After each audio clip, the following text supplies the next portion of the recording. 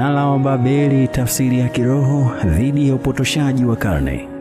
Simulizi hii ya mnara wa Babeli inapatikana katika Mwanzo 11:1-9. Leo watu wengi hudai kuwa mnara ulijengwa ili kumkaribia Mungu aliye juu mbinguni. Hii imekuwa tafsiri maarufu kwa sasa, lakini tukichunguza maandiko kwa kina na kiroho, tunapata maana tofauti kabisa. Kusudi halisi la mnara kulingana na maandiko, Biblia inaweka wazi nia ya watu waliojenga mnara huo. Inasema, haya na tujenge mji na mnara, na kilele chake kifike juu mbinguni, tujifanyie jina.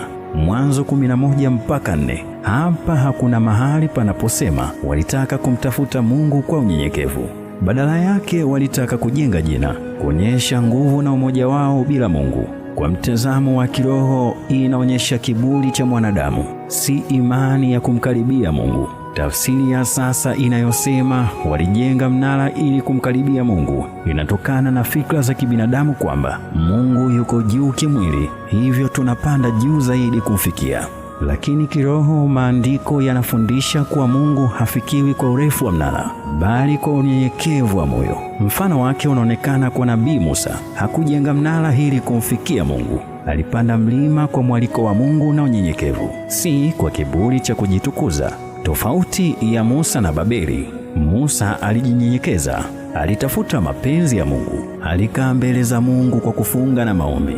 Babeli walijitukuza, walitaka kujijengea jina, walitegemea nguvu ya teknolojia yao. Kiroho, mnara wa Babeli unawakilisha jaribio la mwanadamu kumfikia Mungu kwa juhudi zake mwenyewe badala ya kumtegemea Mungu.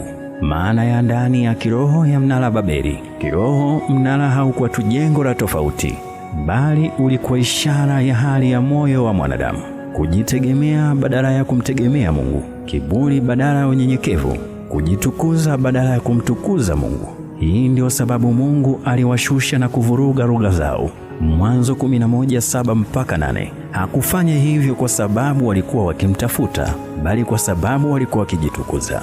Ufunuo wa kiroho, Mungu hapatikani kwa urefu bali kwa unyenyekevu. Maandiko yanaonyesha mara kwa mara Mungu hushuka kwa unyenyekevu, si kwa wanaojinyanyua kwa kiburi. Nabii Isa anasema, mimi nakaa mahali pa juu patakatifu, tena pamoja na yeye aliye na roho iliyopondeka na kunyenyekea. Isaya 57:15. Hii inaondoa kabisa wazo la Babeli kuwa njia ya kumkaribia Mungu. Njia sahihi si kupanda kimwili, bali kushuka chini moyoni kwa toba na unyenyekevu. Ufunuo wa maandiko, mnara ulijengwa kwa kiburi cha mwanadamu kutaka kujitukuza bila Mungu. Kwa lugha ya kiroho, Babeli si hadithi ya kumtafuta Mungu, bali ni onyo dhidi ya kumtafuta Mungu kwa nguvu za kiburi badala ya unyenyekevu na utii. Mpaka wakati mwingine, jina langu naitwa Beni Maarifa.